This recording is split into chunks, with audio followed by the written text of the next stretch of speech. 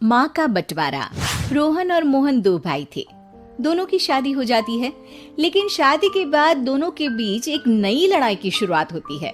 और लड़ाई इस बात की कि माँ को रखेगा कौन। देखो रोहन, इस बार मैंने माँ को पूरे 8 दिन ज्यादा रखा। तुम समझ सकते हो कितनी तकलीफ होती है। कैसे कैसे करके तो मैं घर चला रहा हूँ।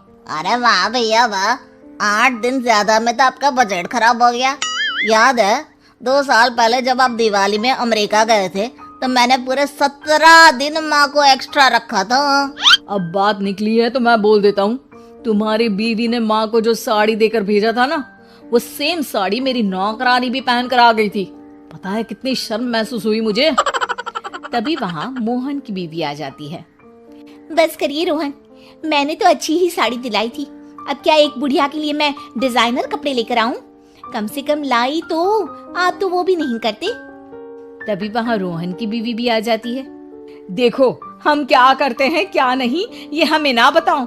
अगर हम गिनाने में आ जाएं कि हम क्या क्या करते हैं ना, तो शर्मिंदा हो जाओगे आप लोग। दूर खड़ी माँ बच्चों के साथ बच्चों की सारी बातें सुन रही होती है। वो अपने कमरे में जाती है जहाँ रोहन का बेटा उन्हें कहता है, दादी मैं बड़ा होकर पैसे कमाऊंगा तो आपको बहुत खुश रखूंगा। बेटा मैं तब तक रहूं ना रहूं, पर तुम अपने माँ बाप को कभी कोई कमी नहीं होने देना, उनकी हमेशा इज्जत करना। तभी वहाँ रोहन की बीवी आ जाती है। अरे माँ जी, क्या उठपटांग मेरे बच्चे को सिखा रही हैं? मैंने हमेशा अच्छी शिक्षा दी है, आप कुछ गलत ना सिखाएं। हाँ बहू, संस्कारों में तो मेरे ही कोई कमी रह गई थी। हाँ हाँ सुन लिया मैंने। जाइए अपने कपड़े समेटिए और निकलिए कुछ दिनों के लिए। हम भी सांस ले, थोड़ा तंग आ गए हैं। सास बैग लेकर कमरे में जाती है जहाँ उसके दोनों बच्चे होते हैं। चलो माँ, अब इन लोगों के सुख के दिन है। अच्छा माँ, ले तो जा रहा हूँ लेकिन ढंग से रहना। हाँ अरे एक मिनट। अच्छा माँ, ये हार जो पहन रखा है ना, इसे निकाल कर रख दीजिए। अरे माना कि आपका है लेकिन महंगा है, कहीं वहीं ना छोड़ आइएगा। भाभी, ये हार माँ को पापा ने दिया था। मरने से पहले तो वो ये हार निकालेंगी नहीं, तो हार का ख्वाब तो आप छोड़ ही दे। ये बोलकर वो लोग वहाँ से निकल जाते हैं। देखो मुझे तो तुम मेरे मायके ही उतार दो, मैं तो इस बुढ़िया के साथ रहने से रही। अरे ये क्या बोल रही हो? माँ सुन रही है ना? सुन रही है तो सुने ना, डर नहीं पड़ा मुझे किसी का। अरे बेटा जरा साइड में रोक ले, मैं सामने मंदिर दिख रहा है ना, वहाँ भगवान को हाथ जोड़कर आती हूँ।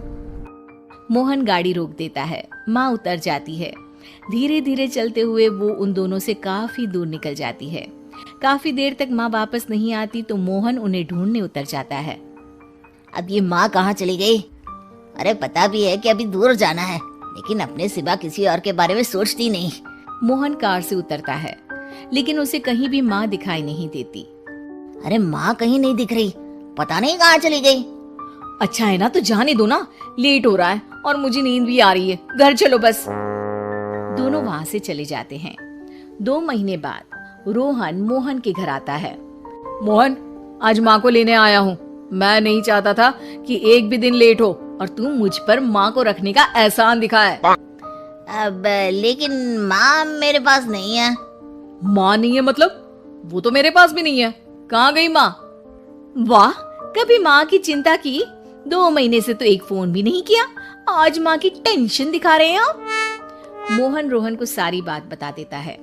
दोनों भाई साथ बैठ जाते हैं।